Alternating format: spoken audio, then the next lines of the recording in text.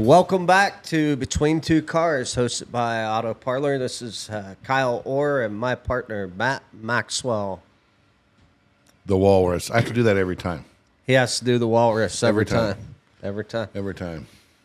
Hey, we've got a lot to talk about this week. Couple things to cover, and I think you guys will be excited as we are. So, Matt, you want to lead us off with our first topic? Well, let's see here. We're going to start off with what we did Saturday. You can talk about what we did yesterday or 2 days ago, our evening for our day and our evening. We had quite the day. We decided to. Kyle actually was shopping around one night at 2:00 in the morning. I guess he couldn't sleep, and he found a 1948 Ford truck. Right? Yeah, 1948 Ford F100, which is the year they started that. The Ford started the F Series, and we've been looking for something to be kind of dedicated as the Auto Parlor vehicle, as we'll call it. We're going to be using this stuff in Christmas parades and delivering our charity checks each month to local charities. So pretty excited. It just landed in our driveway a few minutes ago. Yeah, and it runs. It's got a 350 block in it. It's ready to rock and roll. The thing's going to take off. And a Corvette rear end, so it's definitely going to be a little bit of a project truck, but if you got it from some good people. Yeah. Near Circoxie, they're actually in, what is it, La Russell? La Russell. La Russell. 2 words. La Russell. 121 people in that town. Yeah. We went by it 3 times. And didn't know we went by it. We actually got lost in it, if you can believe that. So we figured out that the GPS system probably doesn't go to La Russell every day and then map out their town. So I'm thinking Google has missed their turnoff into La Russell. Right. This town's so big, their street goes to 5th Street. Yeah. That's it. 1, 2, 3, 4, 5. Right off the highway. Off the highway. So what street you live on? I live on 5th. But anyway, so we met some nice people there, looked at the car. We were there for the truck. We were there for a little bit and drove back, and we had it picked up today. And that's going to kind of be our little, I guess that's our project car. We're going to make it look kind of neat for the kids and everybody. And then we're kind of looking forward to it. That's kind of like our first project, right? Other than Sean. Sean's a project, but we'll talk about that later. Yeah. I think the truck will need less work than Sean does, but but I will tell you the cool thing about going out and buying or seeing these different vehicles. I love buying cars from local people, okay? Because you tend to build a relationship with them, and not only, I mean, generally when people come to you to buy a car, you've got that relationship with them then, but us going to buy a car from like this gentleman and his son, you could tell these guys they're enthusiasts. They were building, they built several rat rods together. Yeah, he had a 48, didn't he? He said the kid had a 1948 just like it. Inspired Dad to want to make kind of a rat rod deal, and then Dad just getting to the age where he can't really work on them anymore, and so we were the new owners of what Dad's project is, and his name's Rick. We talked to him quite a bit, and he wants us to send him pictures as we progress on this thing and kind of keep a dialogue on the car. So we're actually going to do that, combined with probably have some kind of signature book in there and let people do their own story with the vehicle. So I'm pretty excited of what that's going to look like in the future at the Auto Parlor. Just one little neat thing. I mean, how old is that car? 1948. So you're talking, that thing is, let's see, my dad was born in 36, right? So he's 87. So that car is old, man. Yeah. I mean, it is. I mean, it is. It was around when World War II was around. That tells you how old this thing is, and it looks bad. But a unique thing is that's the year when Ford started that truck. They wanted a workhorse truck, so they made that truck. They didn't have the 350 though. Yeah, they didn't have the 350. Its original engine, I think, was 245. Yeah. And that thing was the first truck to go 70 mile an hour. Okay. It was also the year that NASCAR started. That's right. So kind of some little history tidbits there. We did have to look that up. It's not like we didn't study. We did study. Yeah. We wanted to know what we were buying here. Yeah. Right. So now that was the first part of the day. Right. The first part of the day, we came back here. We were slammed with customers. Brad was panicking, but that's okay. He panics a little bit. We're getting used to him. We're getting used to his attitude. Right. You get him. Well, I don't know what they call it in the rest of the world, but we in the car business, we call those guys prima donnas. Oh. Well, I don't think he's a prima donna, but I will tell you this. He's got red hair. And people with red hair think things a little bit differently than most people. Yeah. They have short fuses.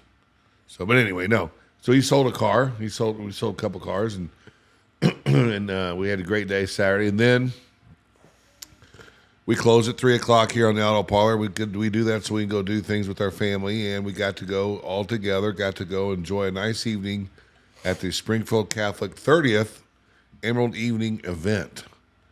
And we bought a table this year. Normally, we were the main sponsor when we were at our predecessor, but they decided to back out after we had left, I guess, right?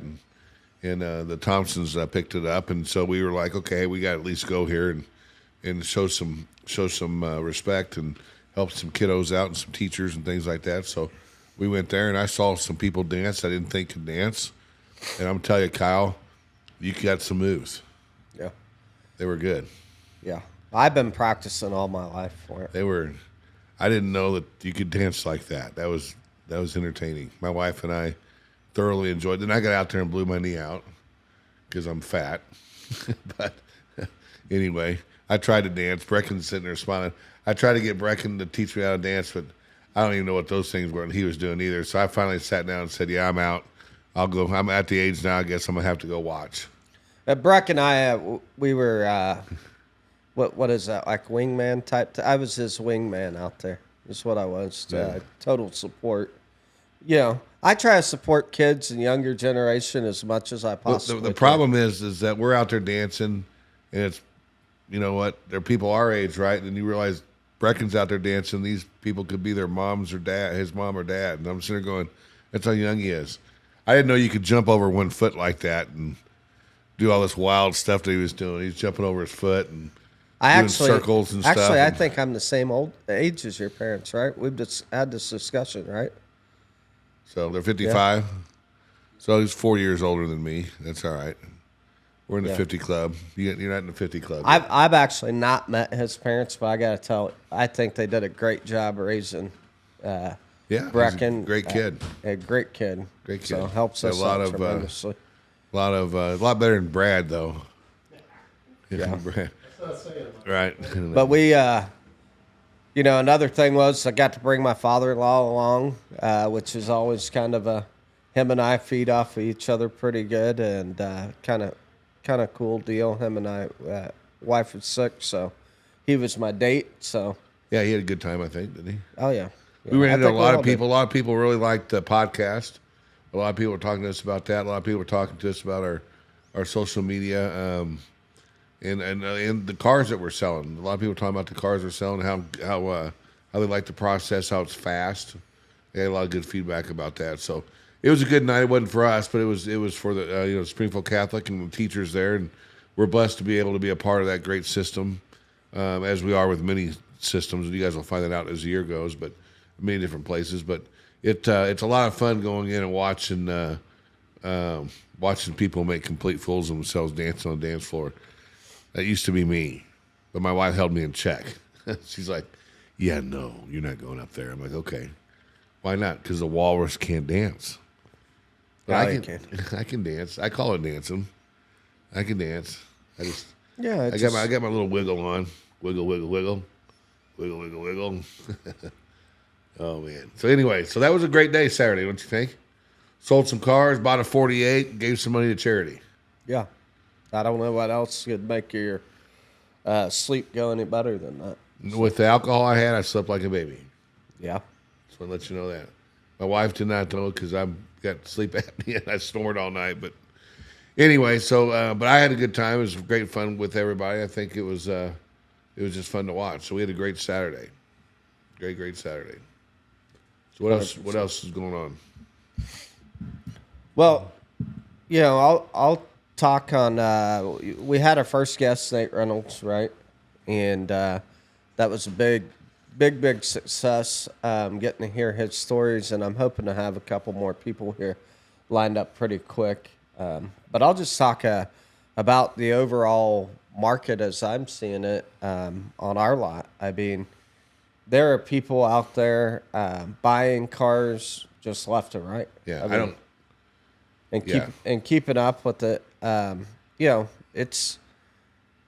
I guess for us, every customer, like we truly value every person that walks through the store, and when they choose to do business with us, we want to make sure that they're taken care of very well. And so we've had some compliments through Matt's shared some with us, and I've shared some with them, and Brad's got some, but I'm telling you, people are leaving here happy. It's used cars, so every once in a while we run into something where we have an issue, but we haven't had that situation where the customer's just mad and don't think that we're trying to take care of them. Well, no, because we do take care of them. That's the difference. You can't, you're selling a product. The number one thing you have to do, which we learned this, right, is when you run a business, it's about your people, number one. Number two, your reputation is right up there too. And you have to be able to take care, take care of people and keep your reputation intact. Now, we're not going to sit there and say we're going to rebuild a car, but if there's something that major, I just buy the car back. I'm not going to sit there and, we're not going to sit there and have a griping match with the consumer. I mean, our reputation means more than selling the car. And if we have to find a different car, that's what we're going to do. So I think it's turned out we've actually exceeded our expectations, don't you think? And as far as what we're doing, the numbers are at least telling us that. And getting the Google reviews, people keep leaving Google reviews. Right. Man, those are golden to us. I love it. I love seeing the comments on the podcast. I love seeing them on Facebook. Yeah. So a lot of great stuff there. I would encourage anybody that's in the car business, brand yourself. Even if you're working for somebody else right now, brand yourself and get that reputation up there, because people are out there talking. They're out there talking. And it's going to take. You have to be patient too. It's going to take time. Yeah. And I think that's a lot of people don't realize that. They want to be successful in 3 weeks or 4 weeks or whatever like that. It's going to take time. I think what would they say after your 26th podcast is where you might get recognized. Well, that's if we're doing one a week. That's halfway through the year, right? Right. So if you just have to 52. Yeah. You just have to be very, very consistent and persistent and stay the course. So I've been pleased. I mean, we've been pleased. I don't think we thought that we'd be this far this quick. Did you think that? Yeah, I knew the team I was going in business with. That's right. The Walrus. Nothing scares me. Nothing.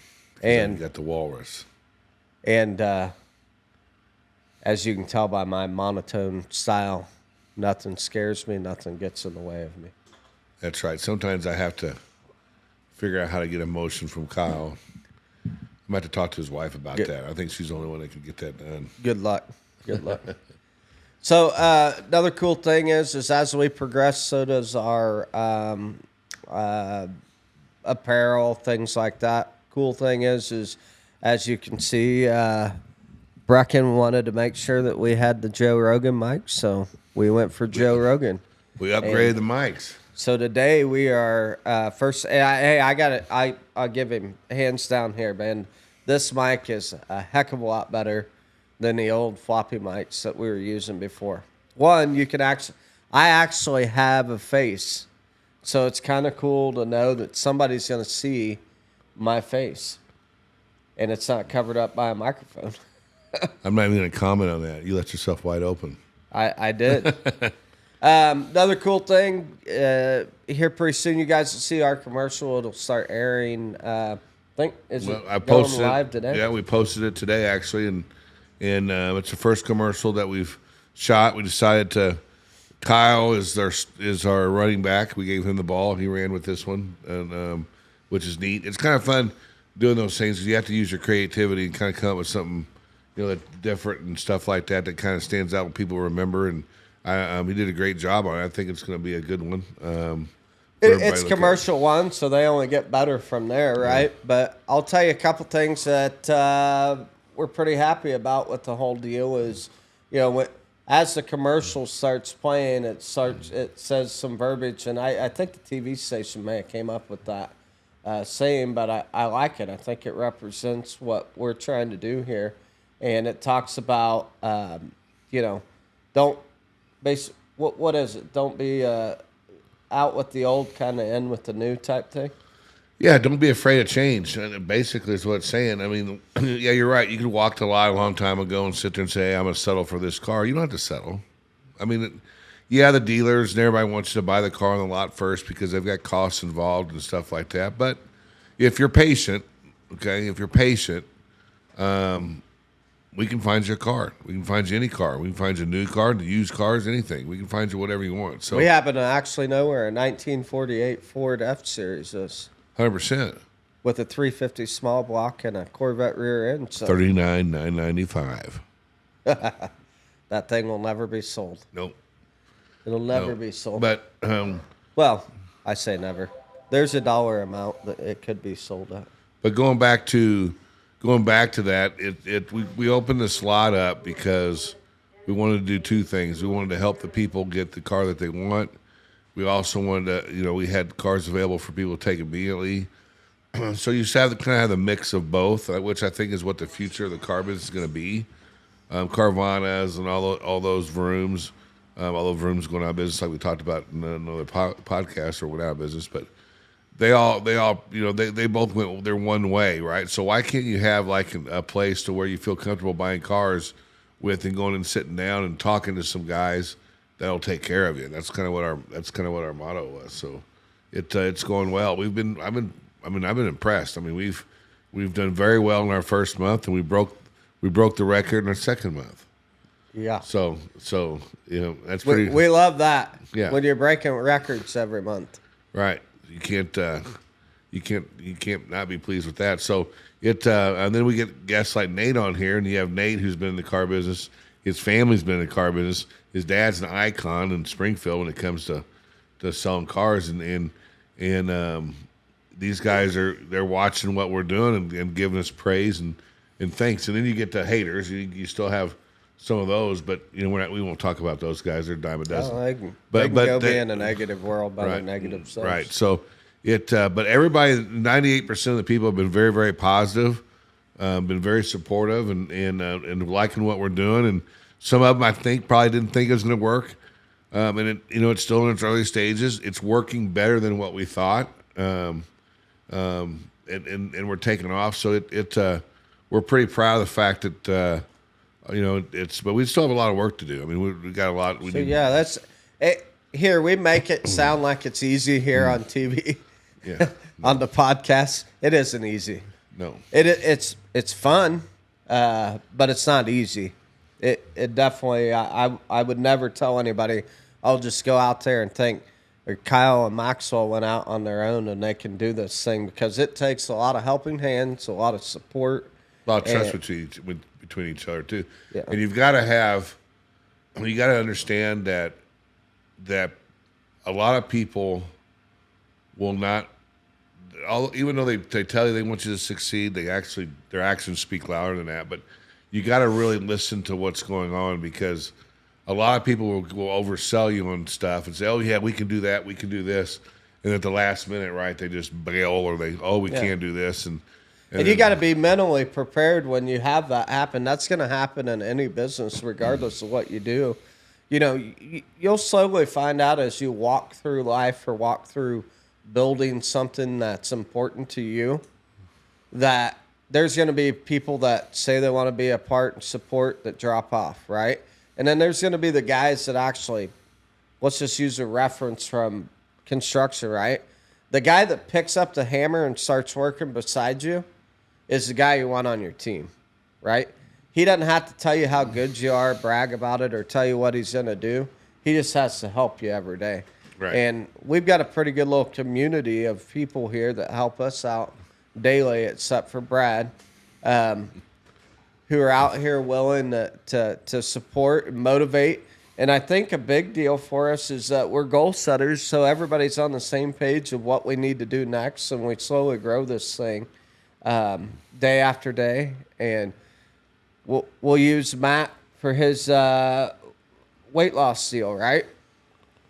That's we're right. trying to get his health is important and vital to our business here, you know. And so everybody here, we're growing out food every day, make sure he's eating what he's supposed to be, and having that. He's the at the end result, right? His accountability for himself. I mean, I can feed a guy an apple every day or an avocado, as we do.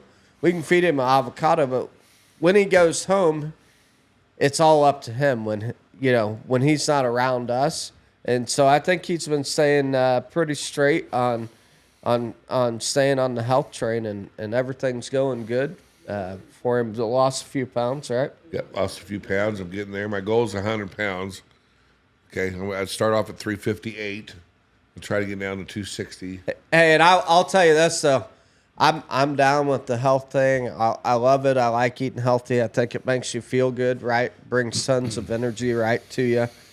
Doing that day in and day out, but they are drinking what looks like grass, and I'm telling you, it's as green as ripe grass is, and they put it in their cup. It's called spinach. And that's not spinach, man. I like spinach. It's spinach. It's mango and spinach and protein and a banana. So who actually thought that, hey, I'm going to chop up a banana, throw some spinach and mango in it and a little bit of protein and just smooth it out? Who thought about that being ever good? Somebody that was skinny. You probably have a point. I mean, it wasn't a guy my size, I can tell you that. Right? Are they good, though? Yeah, they're really good. You know, we had one with kale. Yeah, I'm out on that deal. I'll tell you that right now. But here it's a culture change, right? Like anything else, I like food. Well, come on. I like to eat. It's probably my addiction, one of them, of many. But I like to eat. I like to eat good food. I like the steaks, the mashed potatoes. He really likes the mashed potatoes. Yeah, I love mashed potatoes. So he likes with a little bit of mayonnaise on it. No, I don't put mayonnaise on mashed potatoes. You guys are all crazy. This man puts mayonnaise. I put mayonnaise on a roast beef sandwich, and they go nuts on me. No, okay? This guy puts mayonnaise on things I've never seen mayonnaise go on. I tell you what happened. My go-to, and I blame my sales staff for this. So if they're listening to this, they'll remember this. Okay, I should have thought of something else. But when I was over at the Chevy store, and I was the new car manager at the time, new truck manager, we would have all these appointments set up, and all the guys would come up and say, "Hey, man, what do I got to do to get to that appointment?" I'm like, "Well, I'd like to have a chocolate milk and a Kit Kat." You put mayonnaise on a Kit Kat? No, I didn't put mayonnaise on a Kit Kat. Oh. So all of a sudden, I had 30 appointments. I'm getting like Kit Kats and chocolate milk left and right, and all of a sudden, I was 160 when I started there. I became 380, 375, or whatever the hell I am now. But anyway, so those guys, but we sold a lot of cars. I had some great Kit Kats and chocolate milk, but those cars were rocking and rolling. So, but in all seriousness, though, it got to a point right now where I'm at I know we didn't want to bring up Big Cedar again, but I'm going to bring that up real quick. We went down there for that spa, which was phenomenal. Never done a spa before in my life. Kyle's like, you got to do it. We took Colton, my wife, your family, and Colton. We were kind of nervous about what Colton's going to react to this thing because he's never done anything like that either. Colton was great. It was kind of funny. We walk in, we put our little robe on. I had to ask for a 4X. He says that's in the back. Let me bring that one up for you. It was all warm and cozy. So anyway, he did that, and we got our little mimosa, and we went to the. Hey, Brad, there's a customer right there, sir. We went to the hot tub and sat there. And I was like, okay, I'm getting relaxed. And then we went to the grotto down there, and that was kind of cool. I met my wife down there and stuff. Colton's hanging out, so we're doing all that stuff. And then later I had to have a massage, right? We had a couple's massage, which I haven't had a massage in a long time. Well, the lady that did the massage for me was an IC nurse as well. And then when she got done with my massage, she flipped the light on. She goes, "Hey, you and I need to have a conversation." And I go, "Yes, ma'am." And she goes, "You're not healthy. You can see it in your legs. You're swollen. And I'm concerned about you." This is a lady that doesn't know me. And even though my wife, my friends, my family, and everybody's been talking to me about my weight, that right there kind of hit me across the head with a 2x4. It kind of, just to have a stranger just out of the blue say that to you, kind of, and basically says, if I don't get it fixed, I'm going to die. She didn't say it quite like that, but she says it's to a point to where you better go see a cardiologist. Well, your health in your business and your health in your personal life is important. And I just got away from it. So anyway, so we decided to make it a challenge, that's what Kyle and I like to do. Is we've always feed off each other, making challenges, and I told my wife this is the stuff that we're going to do, and we're going to do it. So we are well on our way to make sure that I lose some weight. So I've lost 5 pounds since last week, which isn't much, but it's still good. I've been eating a lot better. I've been trying to eat in smaller portions and stuff. I want to get back to the MTS training system, but right now I can't really get into that. You know those folks? Oh, that's wonderful, man. What are they here to buy? Hey, we're sitting here doing this podcast. Another car sold. And there's some people. The Lexus, the white one? The RX. See ya. Yeah. That's a great car. I think they were a lead this morning, too, from us. They set up an appointment to come in here right online. Pretty easy to do, man. I'm telling you, these. I think Brad knows some people that know these folks, and they just went in, clicked appointment. They're here showing them. The cool thing, though, was it's music to my ears because, when you see people out laughing and having fun on a car lot, it means a lot. We haven't had. That's all we've had. It's fun? It's fun. I mean, it's been great. I mean, it's just... Well, I keep the boring stress, stuff in the morning when I'm here before anybody else and doing title paperwork. That's not fun. No. That's not fun. But no, but yeah, that's not fun. We need to source that out one of these days. But no, it's been fun. It's been fun coming into work, and you don't have that. And that's the difference between a small lot like this in the corporate environment. And someone asked me today, isn't it nice just being your own boss? I said, yeah. I mean, I was a boss. I had 200 employees, right? I said, I don't mind helping people and guiding them and doing things, but my goodness gracious, when you got these rules above you where you can't do the things that you should be doing, taking care of your people, it kind of gets frustrating. I think that's where we were at. So, well, we have a rule here. A rule of thumb or kind of a silent thing is just do the right thing all the time. Yep. And if you don't surround yourself with people like that and you can't do the right thing, come to the auto parlor. We'll talk to you. Yep. I'll fit you in between my therapy sessions with Sean and we'll the weight loss program with Matt, the Walrus. Weight loss and my goal is to try to do a burpee by the end of. I used to be able to do those. I can't do it right now, but if I can sit there and do a burpee by the end of April, that gives me 2 months, right? Hey, right before you do it, I want you to chug one of those green things you guys are drinking. Oh my gosh! Right before you do the burpee. The Hulk. Brad, are you looking for the keys? The keys will be, probably on the car that you parked. It was on the back of that Volvo that we had. It's like leading the blind around here, folks. Yeah. Brad can't even find a tag. He's been doing this for 8 years. Same problems. I won't say anything to him about being ready when a customer shows up, but that's okay. We're teaching him. It's slowly. He's not used to selling cars. Remember, he was stuck over there in the abyss for months. Well, here's the thing. I just look at him. I'm like, here's a guy. Our rule is that we have to be 1% better each day, okay? And so this is... We just didn't know he couldn't count. Yeah, we had no idea he couldn't count. So. Or spell. Or type. Or type. Or know how to use a computer. All those things we assumed. So we basically we thought they interviewed were the guy, right? vital. We didn't have a very good interview process when it came to this, but No, in all seriousness, he's doing wonderful. He's doing great. He's sold a lot of cars, and he's actually, I think his income has increased. Matter of fact, I know it has. I know it has. Is increased, and I think he's happy with the decision that he made, and it's just the beginning. We just have to get over the fact that he doesn't tuck his shirts in; he wears shorts all the time. I'm getting used to that. Yeah. I'm getting used to that, but we'll get there.